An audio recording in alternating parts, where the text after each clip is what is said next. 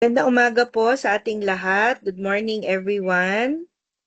So it's 8:59 on my watch.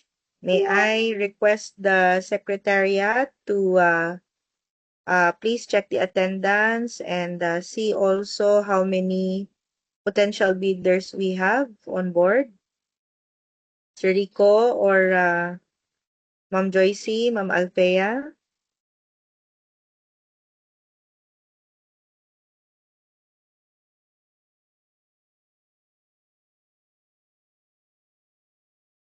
Sir Rico. Okay. Ayan, good morning, Ma'am Good morning, Joycey. ma'am. Oo, sige, Okay. pakitingin nga kung may quorum tayo this morning. Okay. Ma'am Pia Kapalongan is here already, and as well as Ma'am Maribel Oceano for our members. How about, For our Sir Reggie and Sir Joffrey? Andyan na ba? Sir Joffy, nandito na rin po si Sir Joffy. Si Sir Reggie, wala pa po. Okay. Baka he's I coming, think we no? have a quorum. We have a quorum na rin po. Kasi Ma'am Oh, Pia is already here na po. okay. Kay Ma'am Isa, good morning. Kay Ma'am SBS pa po si Sir Reggie. Okay lang, he'll be following na lang. Oo. Opo. How about for the backset and the TWG, including Ma'am Okay, for Pressy? the back set, present are Ma'am Althea Julian Mhm. and Mr. Edgar Allen Oliver, Ma'am Florence Arellano. And for the PWG, we have Ma'am Roslyn Sensil, Gerald Anthony Lazaro, and okay, who else? Wala na po. Okay. Sige. I have asked Ma'am Pressy to also join us. Maybe humahanap Sir lang ng James, ano. nandito na rin po siya. Okay, Sir good. James. Sir Rico. Um, May online pa po kasi mayroon din siyang kabilang online pero papasok din daw po siya mamaya. Okay, sige. Paki-note na lang yung mga to follow later to be recorded as present for today's session. How about our potential bidders? Do we have? Okay, yes ma'am. We have potential prospective bidders for today. We have representative from Asian Graphics, Veco Paper Corporation, and VJ Graphic Arts. Okay, thank you. All right. Magandang umaga po sa ating lahat. Good morning. So as you have heard, we now have a quorum and we shall now proceed with this pre-bid conference. This is for project number SDO 2026-goods-095, printing and delivery of storybooks for Key Stage 1 learners. Nakikita po ba yung aming full screen? Full screen po ba ito sa inyo, mga ma'am and sir? Yes ma'am. Full screen naman. Okay, sige. Thank you. Kuminsan kasi nanganganay tayong gamitin tong MS Teams, no? So today I tried to do this via PowerPoint Live. All right. So tingnan lang natin, no, as per GTPB, who are the eligible bidders here.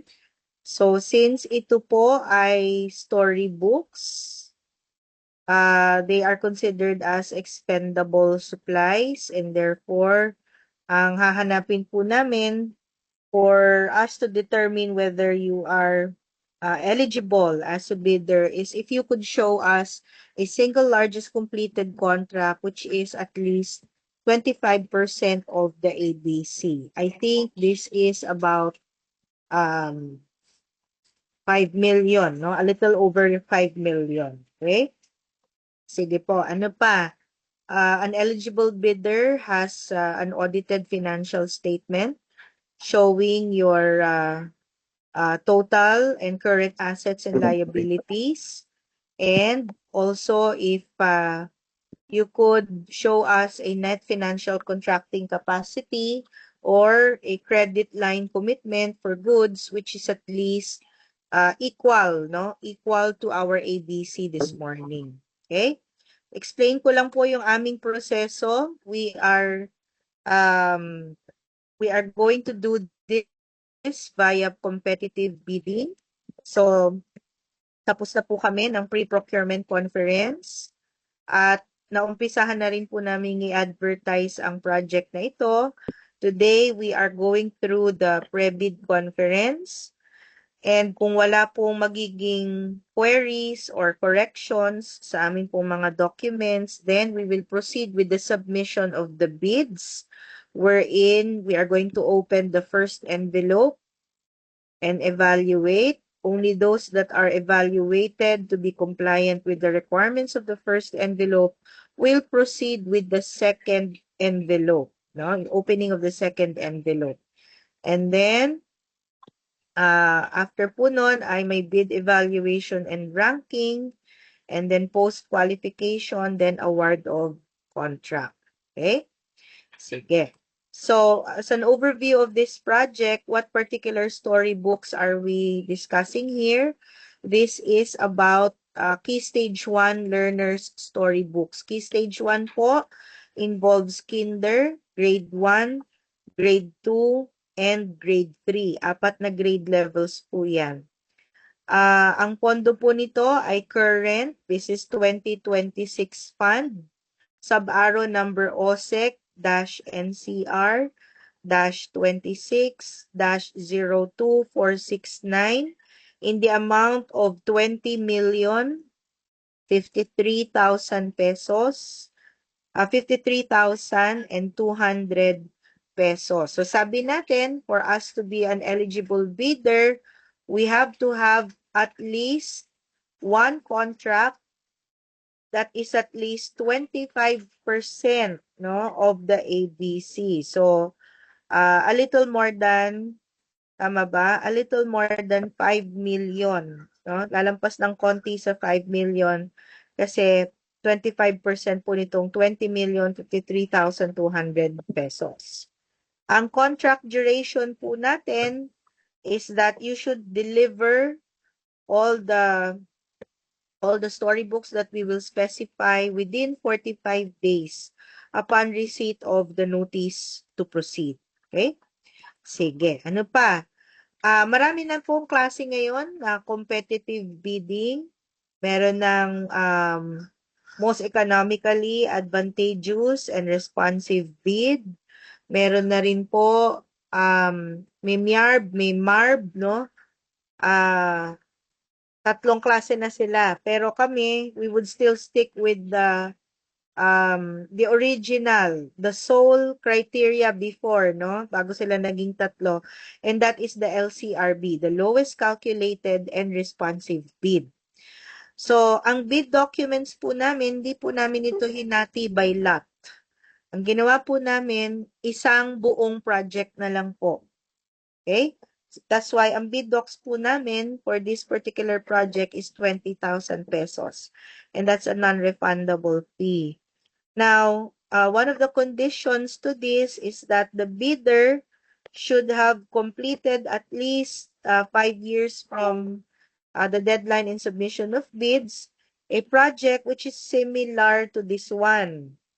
And what are we going to consider as similar to this project, no? If you could show any project that involves printing, sorting, binding, packaging, distribution, and delivery of the following materials, either to a single location or to multiple locations or drop-off points. So, dahil storybooks po ito, i-consider po namin kung halimbawa, ang ipipresenta niyo po sa amin ay pamphlet, worksheet, learning activity sheets, information and advocacy materials, o di kaya test papers, whether large scale or small scale, curriculum and teaching guides, modules, booklets, magazines, newsletters, newspapers, manuals, ano pa, yung mga official reports na ang kakapal and therefore binabind ninyo, o kahit yung maninipis, no, yung mga 50-page accomplishment reports, mga self-made instructional materials, textbooks or workbooks, books, whether softbound or hardbound, and then review and reference materials. So, lahat-lahat na po yan. Okay? Alright. So, ito na po yung specifications ng project. 8, kung hindi po ako nagkakamali, let me just check. O, tama, 8. 8 po ito na storybooks. Una, may title na po yan, My Jumbo Learning Workbook. Andyan po ang sukat, ang paper requirements, ang cover, inside pages, ang colors. Ang binding po ay saddle stitch. Ang kailangan po namin, we need 32,548 pieces. Kasi 1:1 po sa ating mga learners. Okay? And kailangan po natin ito ma-deliver within 45 days upon receipt of the notice to proceed. Next po, we need the same quantity, 32,548 pieces for 32,548 learners, no? Ang title po ng libro ay Kulay. Andyan po yung mga specifications. Hindi ko na po isa-isahin. It's all in the bid docs po. Okay? Number 3 is, the title is Munting Patak Ulan. This time it is slightly smaller in quantity. We need this for 30,683 learners. And again, pare-pareho naman po ito from Title 1 to Title 8. Kailangan po namin sila 45 days upon receipt and signing of the notice to proceed. Okay? Number 4 na title po, ang title po niya ay Siputot. And again, this is needed for 30,683 learners. Next po, 5th title is for grade 2. Yung number 5 po and number 6, yan po ay para sa grade 2. 34,162 po ang ating learners. Title number 5 is Message in the Sand. Andyan din po yung details. And then, yung title number 6 is Ano Kaya Ako Paglaki? Okay, andyan din po yung specifications. And then, last 2 titles po ay para sa grade 3 learners. 36,295 learners po ito. So, you see, every title po magkakaiba, depende sa grade level. Title po ng book number 7 is Ang Bayang Maaksaya sa Tubig. And then, ang title po ng number 8 ay Ang Masipag na Langgam. Okay? Again, andyan na po yung mga specifications and details. Hindi ko na po iisa-isahin, ha? Nandyan naman po yan sa ating pong bid documents. You can download and see, no? Ano ba yung kulay, ano yung sizing, etc. Yung ready to print na po, no, na copy ng mga materials ay nandito na po sa link na ito. https://tinyurl.com/finalrtp-reading materials. Okay? Makikita niyo po yan. Nandiyan po lahat yan. Alright, so punta po tayo sa schedule. Today is our pre-bid conference. Actually, nung May 25 pa po, pwedeng mag-submit ng documents. Hanggang June 11 po ito, no? June 12 is a holiday, so obviously wala pong pasok sa opisina. And we wish to let everyone know, pag Friday po, wala po kaming pasok on-site, no? Naka-online po kaming lahat, kaya manual submission po tayo ng bids. Wala po kayong aabutan sa opisina if it's a Friday. The deadline for you to submit all of these bids would be on June 15, 8:30 po sa ating back secretariat office. And then, 30 minutes after, bubuksan na po namin ang bids. Magkita-kita po tayo sa 4th floor po ng aming main building. At naka-online din po yan just in case po may mga companions tayo who would want to join us online. Okay? Ang bid evaluation would follow immediately after. Gusto namin 2 araw lang yan para tapos na kaagad. And then, ang ating pong pagpo-post qualification is between June 16 to 19 and this is on-site in the bidders, ano bang tawag doon? Yung inyong production house or production office. And then after po nun would be the issuance of the notice to award and the notice to proceed. Okay? You can download the bidding documents from the link that I am showing on screen. And you can also download all our announcements from our FB page and also from our website. Nandyan po lahat yan. Okay? Sige. Just a quick reminder po for all our prospective bidders. The hope po, no, the head of the procuring entity of our schools division office reserves the right to reject any and all bids, declare failure of bidding, or not award the contract at any time prior po, no, sa ating pong contract award in accordance with Section 70 of the new procurement law, RA 12009. And that is without incurring any liability to the affected bidder or bidders. Okay?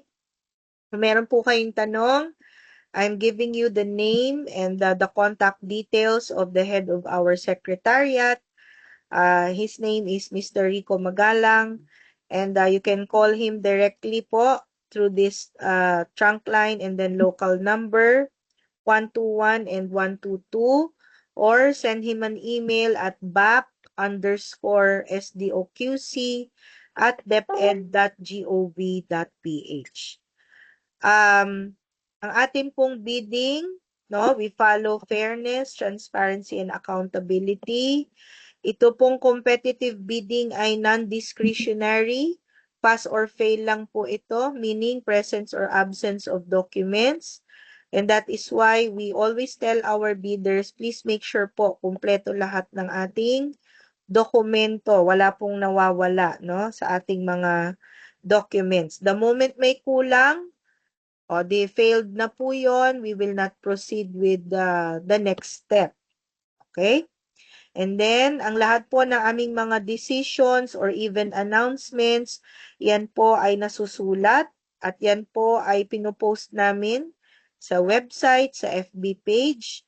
So, please do not believe, no, any rumor or kung ano man if it is not in our website or official FB page. And if we are not using our original, no, official stationery when communicating with all of you.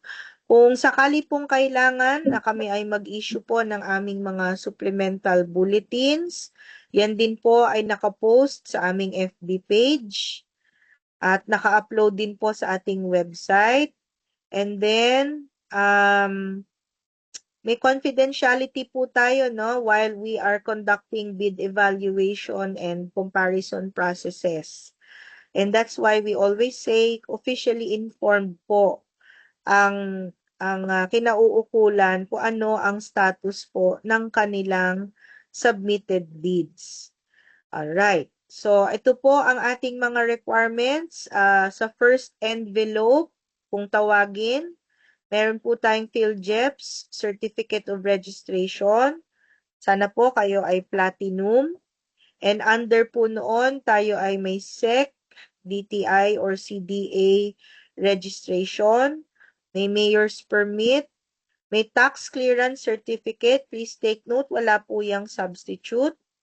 May audited financial statement at dapat po nakalagay sa batas, no? It should be stamped received by the BIR, nakalagay sa kaninong RDO yan ng BIR, anong petsa ni-receive, sino yung nag-receive, or kung email po ito, sana po may confirmation from the BIR na officially nire-receive na po nila ang inyong submission. Okay?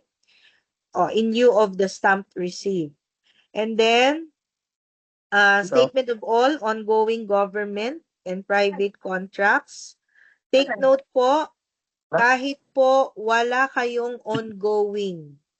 Halimbawa, actual sa actual, wala po talaga kayong ongoing project, okay lang po yan, no? But please make sure that you still submit the document. Again, presence or absence lang po ng document yan.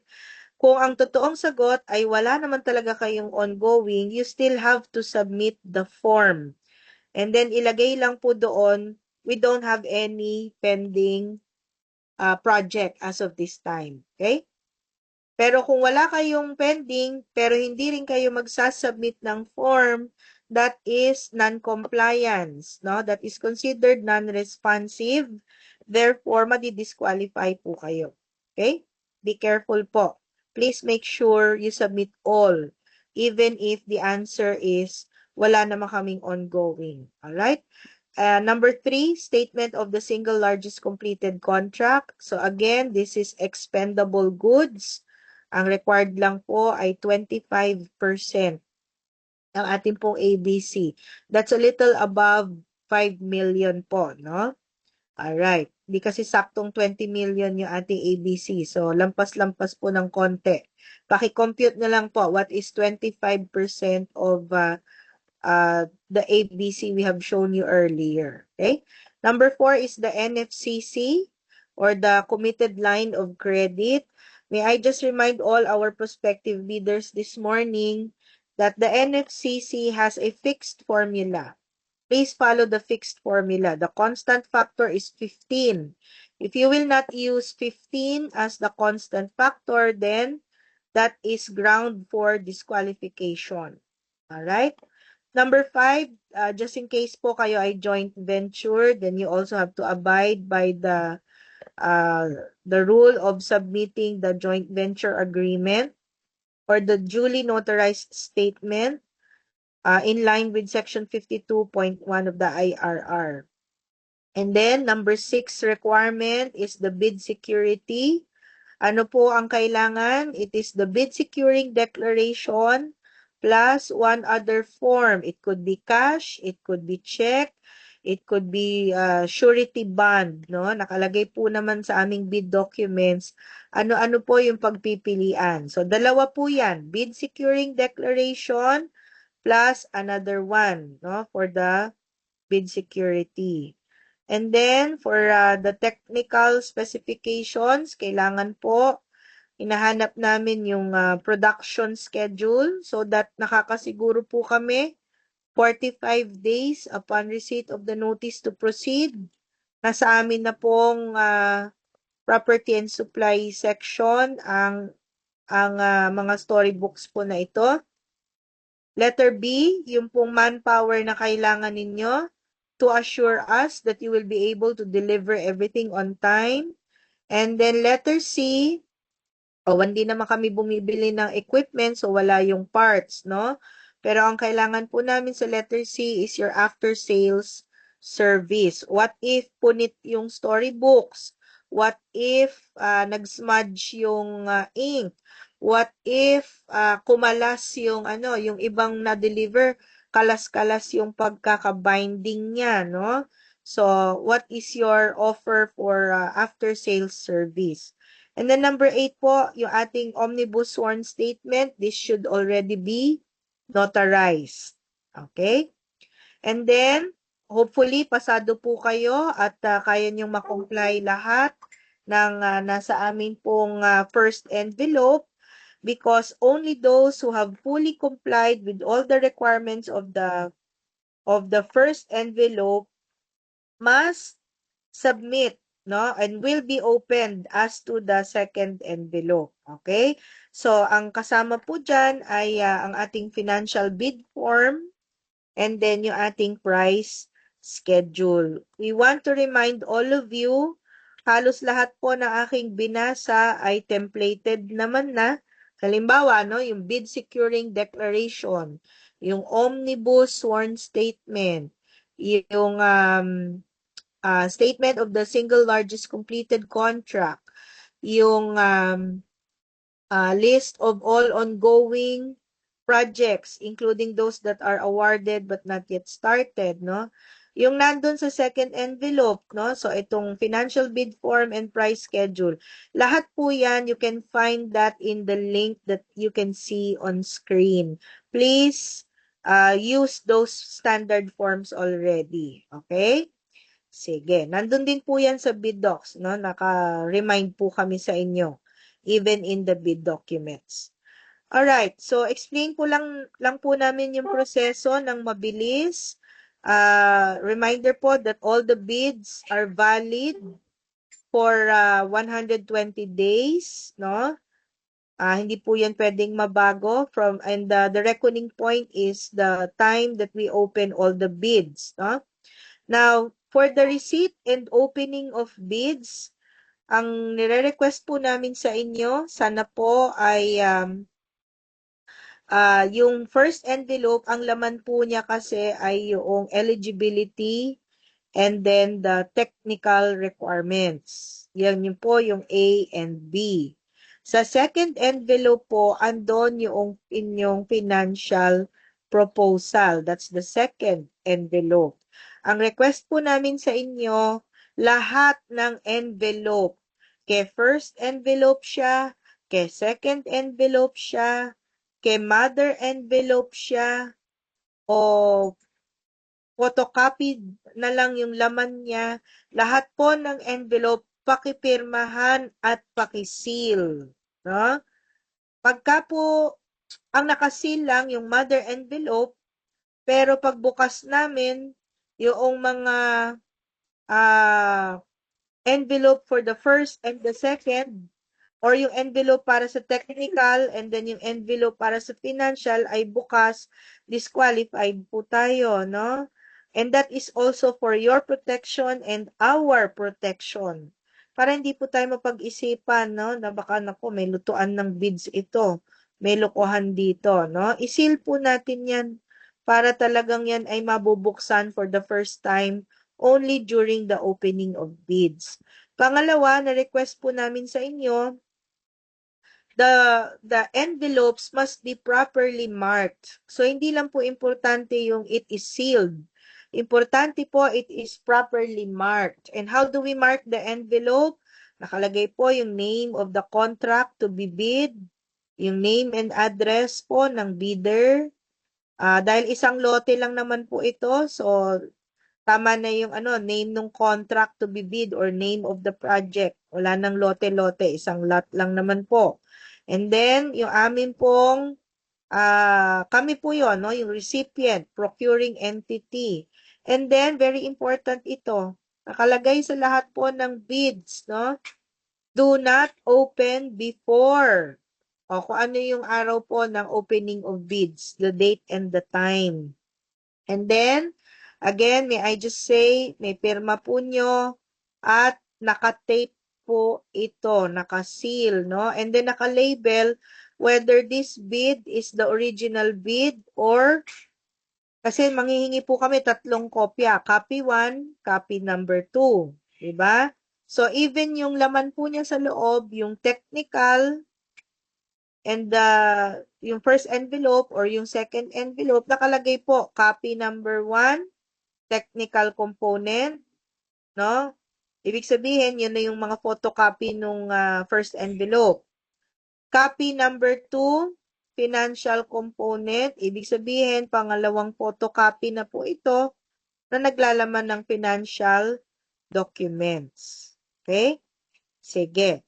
So, iba yung kopya ng original bid, iba yung copy 1, iba yung copy 2. Ang laman ni original bid ay yung first envelope na original and then yung second envelope na original. Si copy number 1, ang laman niya, copy number 1 din ng technical and copy number 2 rin, copy number 1 din ng financial. And then si copy number 2, ang laman niya ay copy number 2 ng technical and copy number 2 ng financial. Okay? So, yan, no? May we request, mamaya meron akong illustration dito. And then, ayan. So, ito po ang laman niya ha. So, 3 envelope po yan dahil 3 kopya po ang aming ilalambing sa inyo. And then, bawat isa dito, yung original bid, copy 1 of original bid, and copy 2 of original bid. Kanya-kanya po yan na may laman na technical and financial proposal. Lahat po yan naka-sealed, naka-mark properly, and then yung 3 po na yan ay isisilid natin sa main or mother envelope. And then nakalagay din po, labeled siya properly with the same manner that you have labeled all the other envelopes. Ganun din po, no?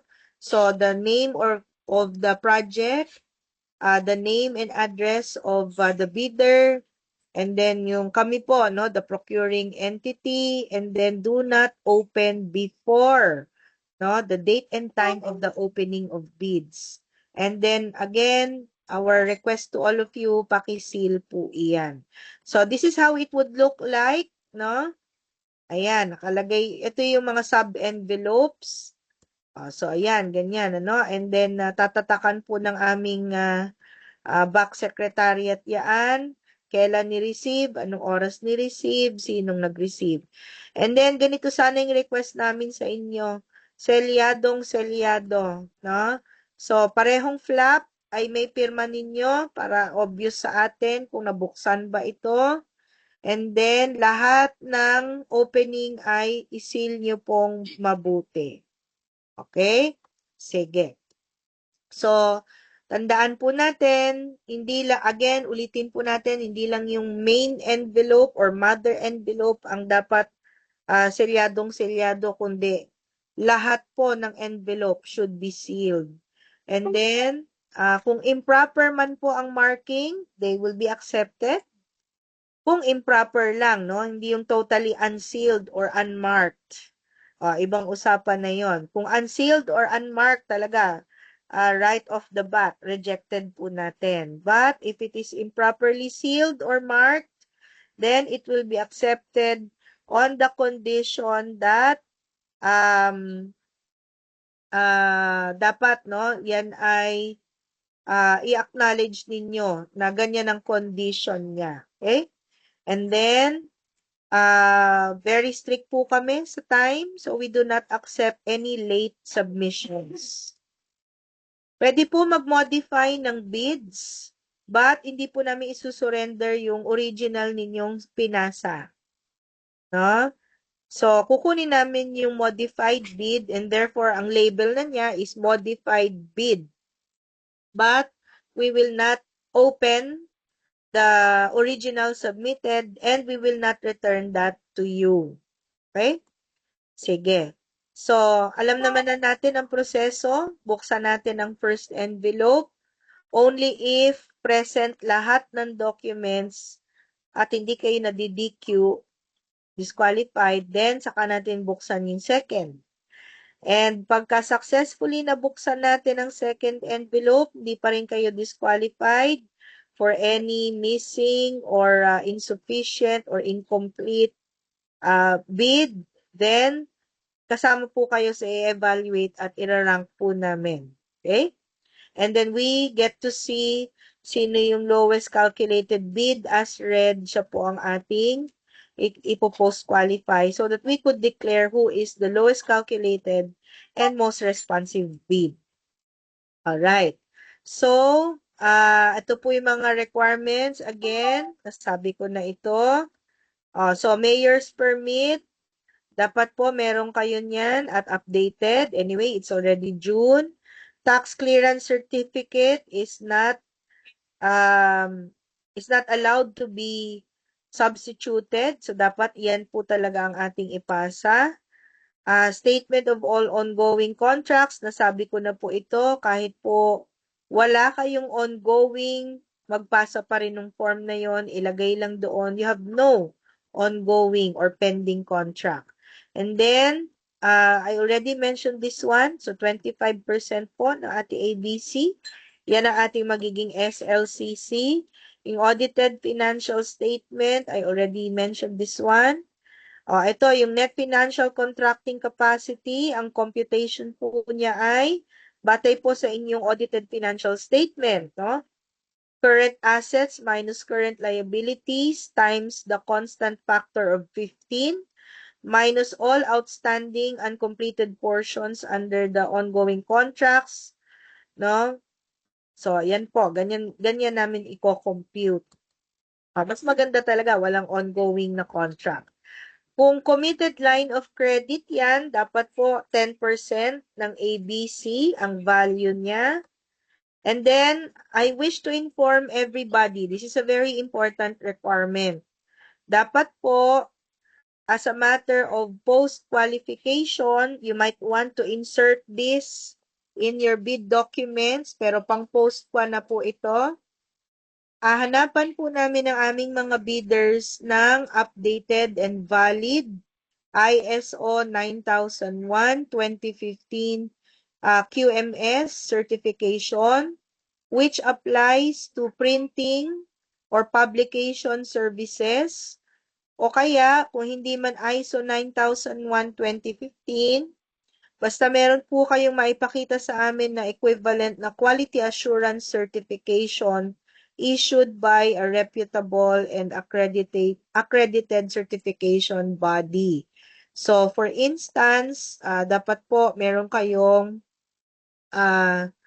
ISO or IEC 27001 2022 certification.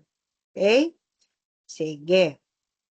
Para saan? Sa dami po nitong ipiprint ninyo, libo-libo na mga storybooks. Mahalaga po sa amin na meron talaga kayong recognized system for doing so. Hindi tayo mali-mali, bara-bara ng ginagawa. And there is a third party assessor, no, that certifies us na yung ating po kakayahan to deliver yung ganitong volume ng mga printing or publication materials. Okay? For the bid security, again, it's the bid security declaration or bid securing declaration plus any of the following.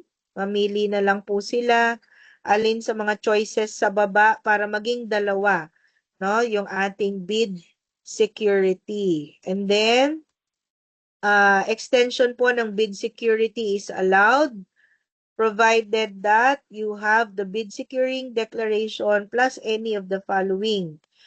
No? Pwedeng cash, cashiers, or manager's check. Pwedeng bank draft, guarantee, or letter of credit. Pwede ring surety bond. Then, for the technical requirements, nakalagay po, no, dyan sa bid securing declaration na kayo po ay hindi blacklisted, ha? Wala kayong ganong record sa ating GPPB. Okay? Sige. Ano pa? Kasama po sa requirements, sa first envelope po ito, na tayo po ay magpasa ng ating omnibus sworn statement. Actually, 2 pages lang po yan, templated na po. Fill upan nyo na lang yan ng importanteng detalye and then pipirmahan at ipapanotaryo.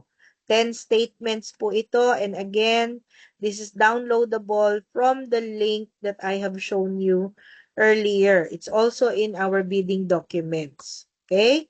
Sige. So, a quick note for everyone. Dapat po lahat ng hinihinging data ay fill upan natin. Diba? Kasi pag meron tayong hindi finil upan, then that is being considered as non-responsive.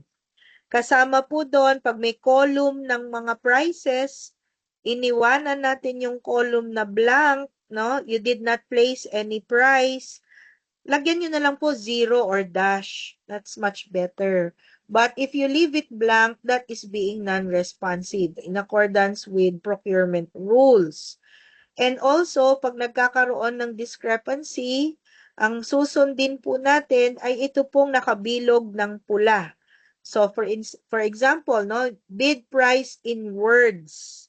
Hindi po yung figures ang masusunod, yung words. Hindi po yung total price per item, kundi yung unit price for the item times the quantity. Ano pa? Hindi po yung stated total price, kundi yung actual sum ng prices of the component items, no? And then, kung construction po ito, hindi po yung unit cost in the detailed estimate, kundi yung unit cost in the bill of quantities. Ano pa? So, during the post-qua, hahanapin po namin yung ISO certification mula sa inyo. Please show us the original copy. Pupuntahan po namin kayo on-site. So, sana po ay ready kayo anytime dahil gusto natin mabilis lang po talaga ang prosesong ito. We promise you it will not take us more than 12 days. Ayaw na po nating paabutin yan ng higit pa sa 12 days na pagpo-post kwa. And sana no, yung kung sino man yung ma-declare as the lowest calculated bid as read, sana siya na nga. Kasi kung ma-disqualify siya, we will proceed with the next. Di po ba? And then, within 5 days po na natanggap ninyo yung aming notice of post-qualification, please be ready po, no? Even now, please be ready with your latest income and business tax returns and then yung mga licenses and permits po na hinahanap in the bid docs. We need to see the original copy aside po from the fact that we want to see the ISO certification. Ano pa? We will also check whether you have been delayed, no? In delivering contracts to your previous clients. Was there any chance, no? Or was there any time when you failed to deliver or perform? And then was there any record of unsatisfactory performance? Okay? Ano pa? Ito para naman sa mga may SEC ito. But I don't think this will apply to us kasi hindi naman namin pinayagan. Nilagay namin, ayaw namin ng foreign bidder para talagang Pilipino ang may project. And then, ang award po of contract, the hope is given 15 days from the time that we recommend to her a particular award of contract. I tell you, mabilis po ang ating hope pumirma. Kaya natin yan na mapa-award within the day. Kaya sana po lahat kayo, no? Hindi naman natin alam sino sa inyo ang mananalo. Sana po mabilis din po kayong tumugon kung kayo man po, isa man sa inyo ang mabigyan ng award.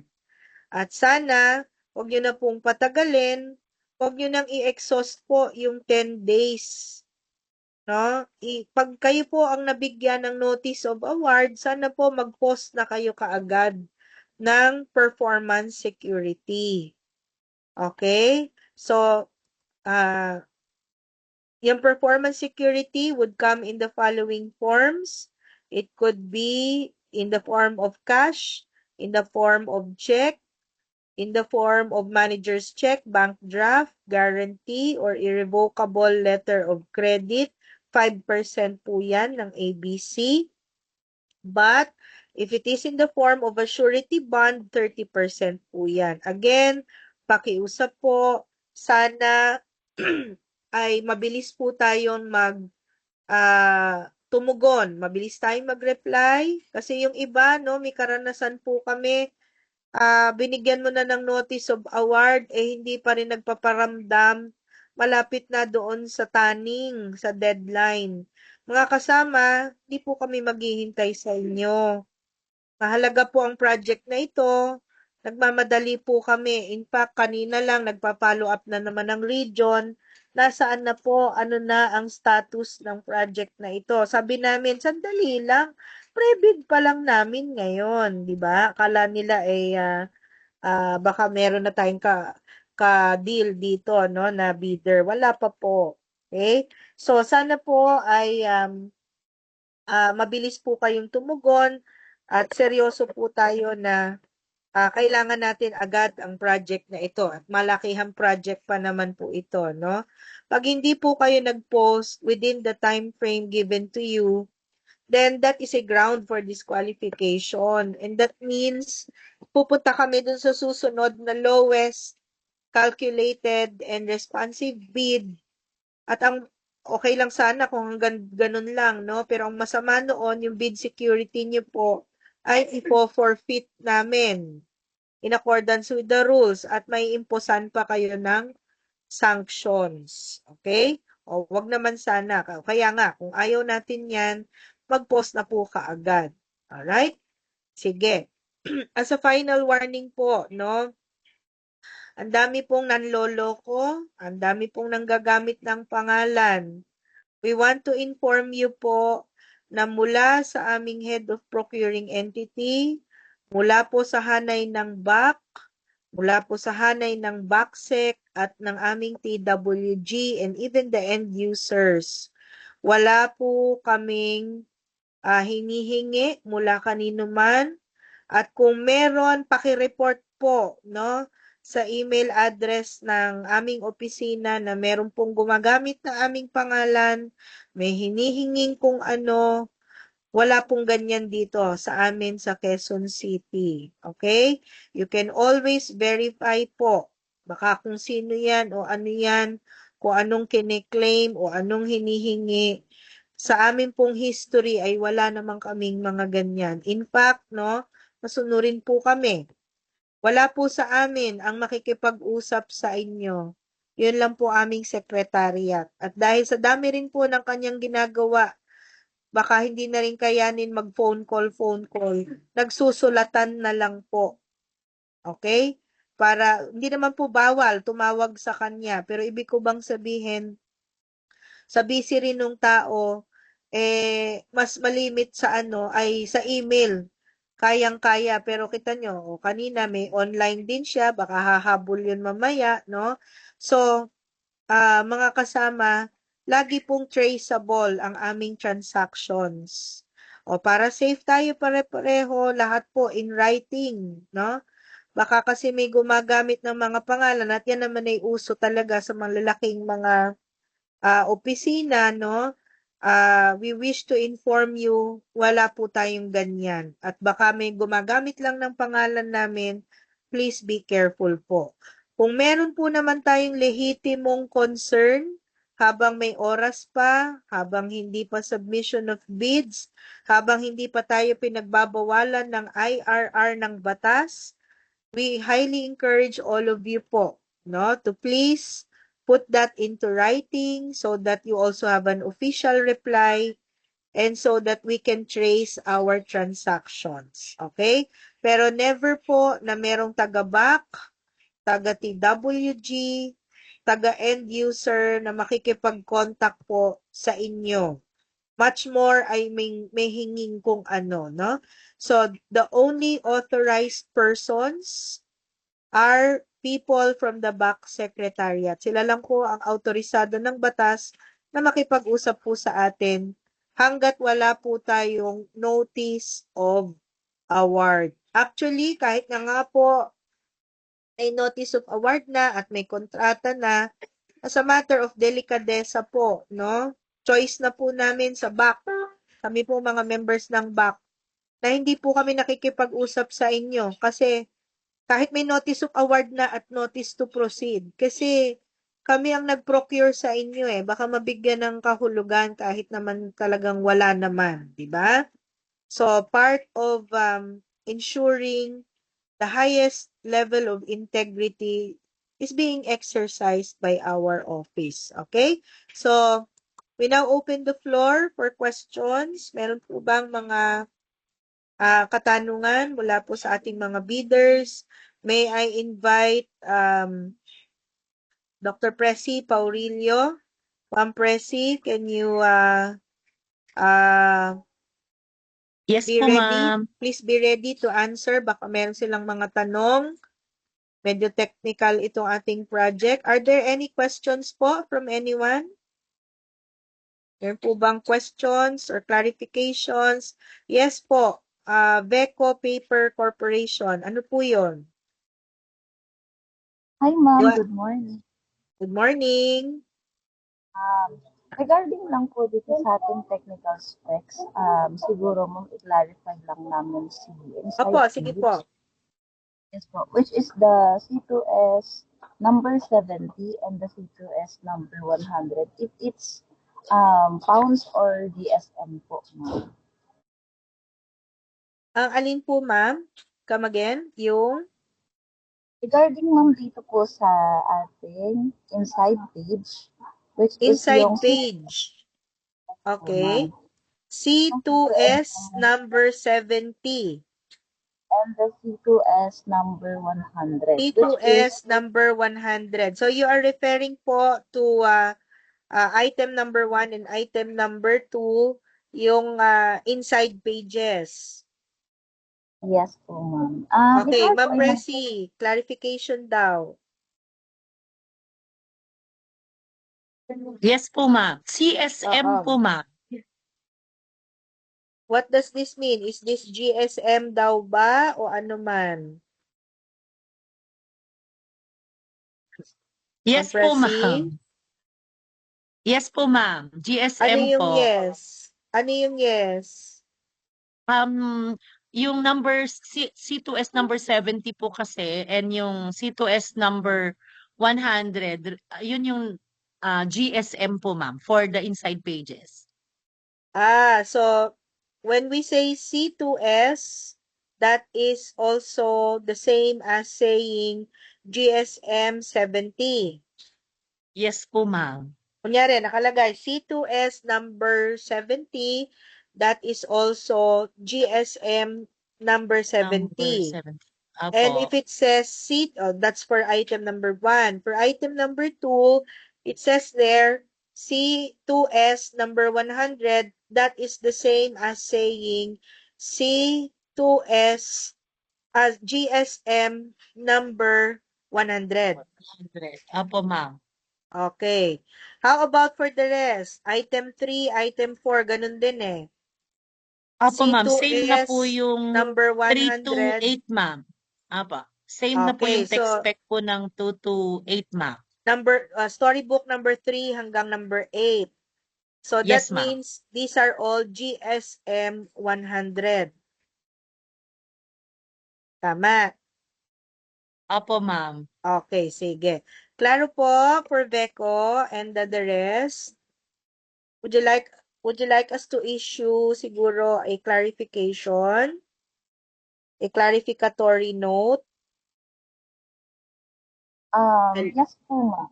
Para lang po siguro makita kung ano po yung gagamitin namin. And as lang din po namin, ma'am, if it's matte or gloss. Thank you. Ma'am Presi, matte or glossy daw? Ma'am, as to that part po, ma'am, kasi this is directly the exact text spec from central office. So, as to glossy or ano siya, ma'am, wala naman kasing nakalagay po dito, ma'am. So bahala na sila whether they are going to give us either of the two. Apo, ma'am. Ito lang talaga yung very specific na requirement po, ma'am. Okay. So basta ito ang minimum, masunod nila ito. Yes po, ma'am. Tama.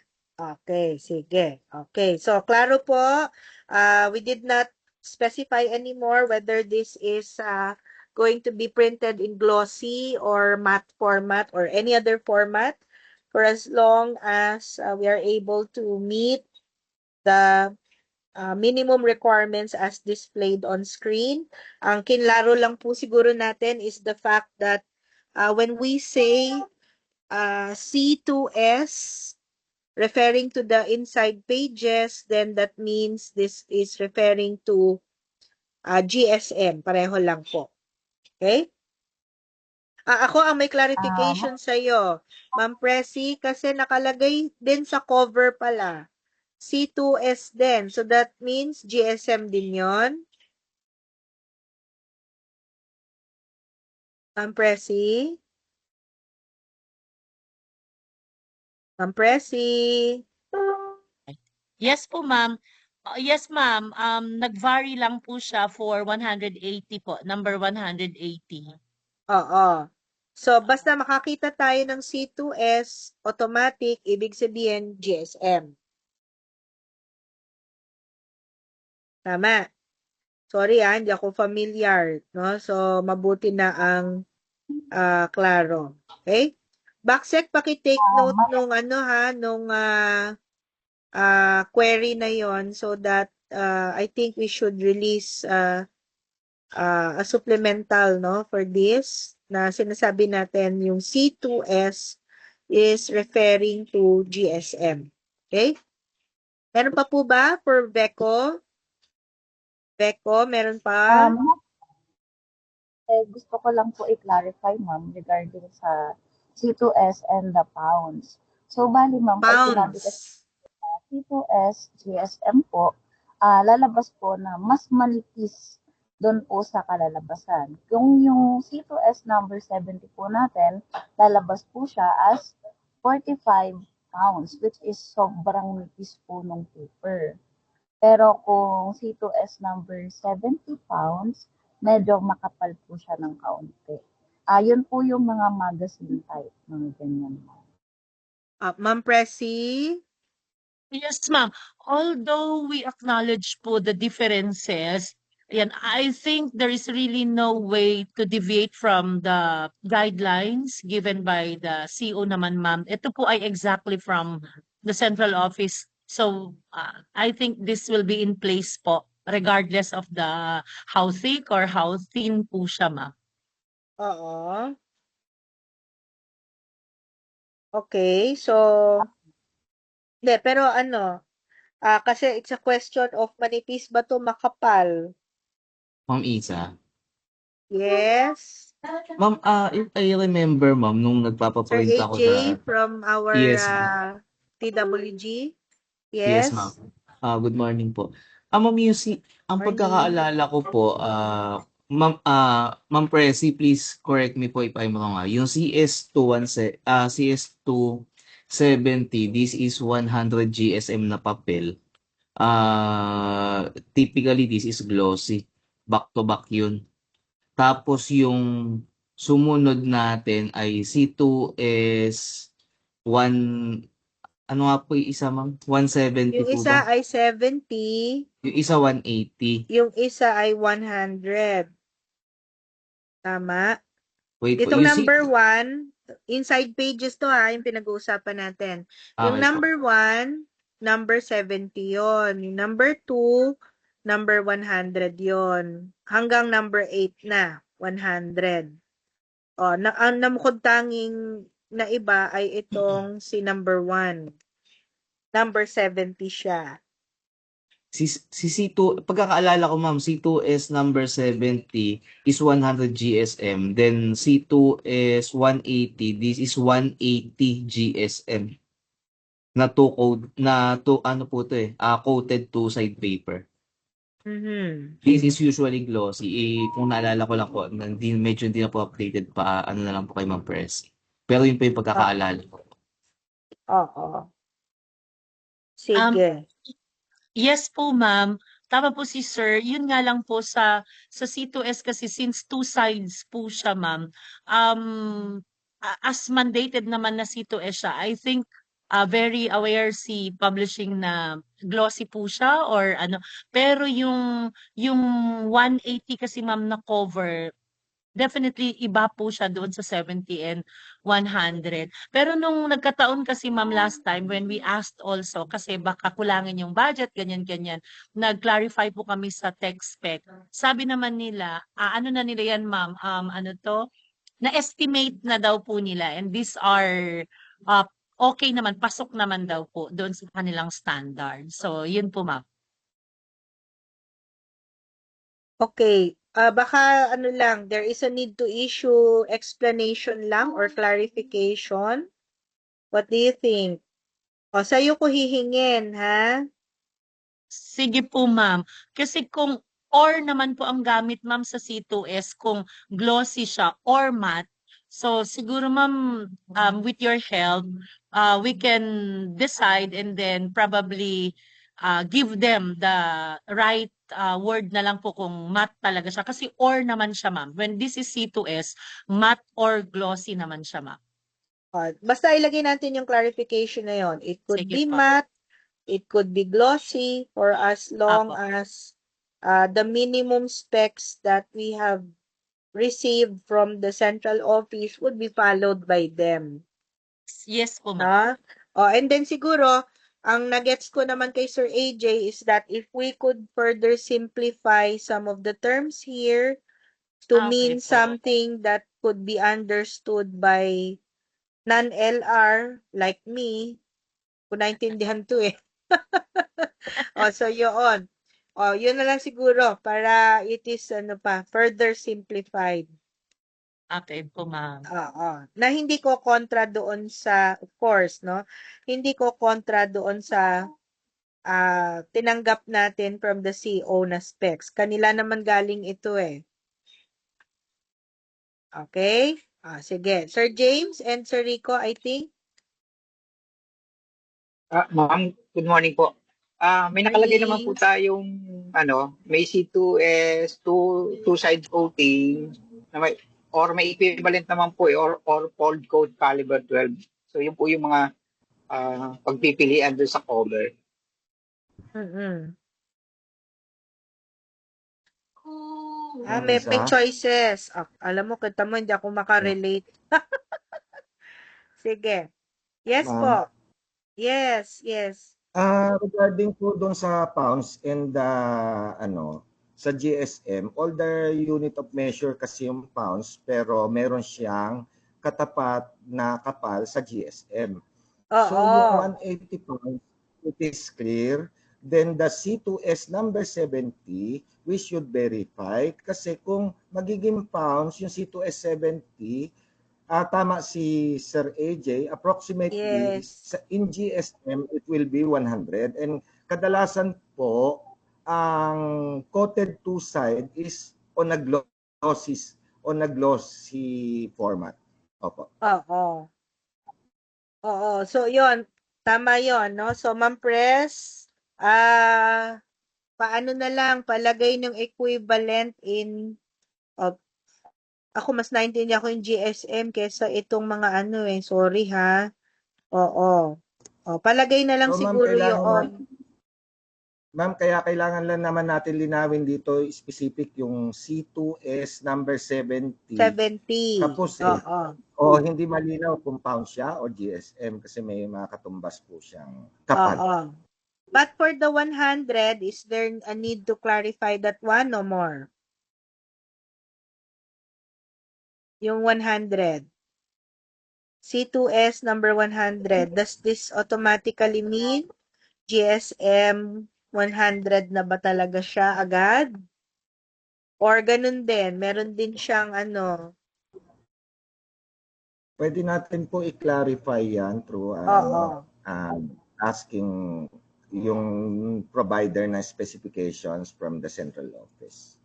Sige. Okay. Ma'am Presi, assignment mo yan Yes po, ma'am. So that makapag-issue tayo ng bid bulletin or supplemental bulletin so that it is clearer, no? Tapos ipalagay natin doon whether matte or glossy or ano man. Pero kung acceptable naman both, we should also state that para lang klaro. Okay? Sige. Thank you. Meron pa ba from Veco? Hi, ma'am. Thank you for clarifications. Regarding na lang sa drop-off points, ilan po kaya, ma'am? Thank you po. Ang drop-off points po ay sa aming office lang. Kaya lang napakadami nito. So, tiyagain niyo po kami.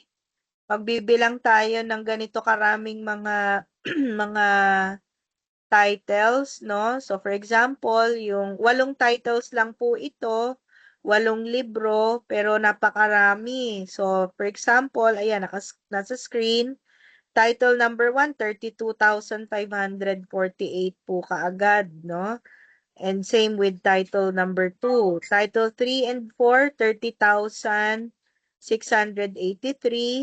Title 5 and 6, 34,162. And then finally, Title 7 and 8, 36,295. Lahat po ito, ang drop-off point po ay sa aming Schools Division Office. Dyan po sa likod ng ating Science Interactive Center, nandyan po yung ating Property and Supply section. Or siguro, basta within our office compound po, mag-identify kami ng specific na lulugaran. Siguro, Sir James, saan ba magandang ilagay? Oo nga, no? I-clarify natin ang laki ng office, saan doon mismo? Sa ano ba, sir? Ma'am, Yung ating bodega sa... Ha? sa San Francisco po, sa Molabe po. Meron Sa po tayong Molabe. will allot space for this, but ang request ko lang po, sana ma-subdivide to na nakapack na per school na po. Para hindi sumobra kumulang sa sobrang dami po. Ah, ah, kumbaga, so magbibid bulletin tayo for this one. In that case, Ma'am Presi, hihingan kita ng breakdown per school, no? So, for Yes po, instance, ma'am. For the DL, ma'am. Apa. yeah, oo. Can I Okay have po, it ma'am. today so that tomorrow we can issue the bid bulletin? Sige po, ma'am. We'll send po within the day po. Oo, please, ha? Oo. Okay po, ma'am. Sige, all right. So, may it be known to all the bidders that we're going to make some changes here. So, the total quantity is the same, but we have 95 elementary schools, and therefore we're going to request that when you deliver them, it is already delivered in accordance with the number allotted per school and with label. So, kunyari, ito para kay Bago Bantay Elementary School, 5,000 pieces. Parang ganon. Ito ang title, 5,000 pieces. Ito para kay Project 6 Elementary School, title number 2, kunwari, 4,000 pieces. Parang ganon, no? Something like that. Okay? Okay po ba? Ibubulitin na lang po namin, hopefully by tomorrow. Within tomorrow po ay ilalabas namin ng bulletin, i-upload din po sa website and sa FB pages. Okay? Sige. Meron pa? Nakataas po pa rin po ang kamay ng VECO. Meron pa po bang clarification? Ay, ma'am, wala na po. Thank you very much po. Wala na.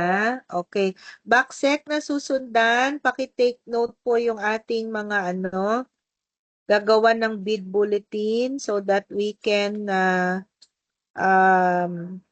we are sure that we can address all the points to be clarified. All right. So calling once. Yes, ma'am, noted po lahat yung Thank you. So I think ang tama ba ako, Ma'am Presi? Ang ating C2S number 70, kung tama ang intindi ko, that is GSM number 100. And then kung C2S number 100, that is kung C2S number 180, that is 180 GSM. Tama ba? Basta pati yung clarification na yon, isend mo na lang sa akin, please.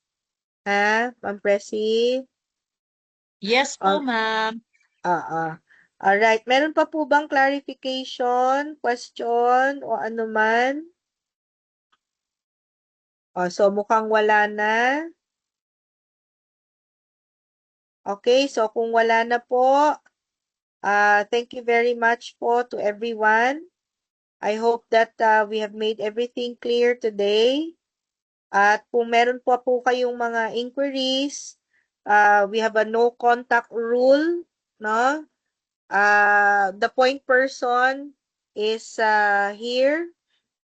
His name is Sir Rico, Mr. Rico Magalang. I-flash ko lang on screen ulit yung kanyang contact details. Just in case po may maisip kayo na dapat ay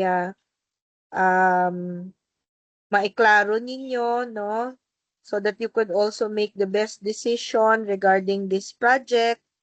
Please do not hesitate po to contact our back secretariat head. Ang pangalan po niya ay Mr. Rico Magalang. And, sandali ha, hanapin ko yung contact details. Ayan, no?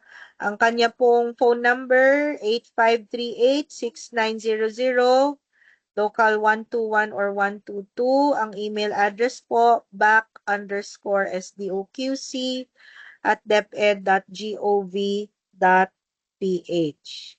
Alright, so kung wala na po, thank you so much everyone for attending. And I hope po magkita-kita po tayo sa opening of bids. Thank you everyone.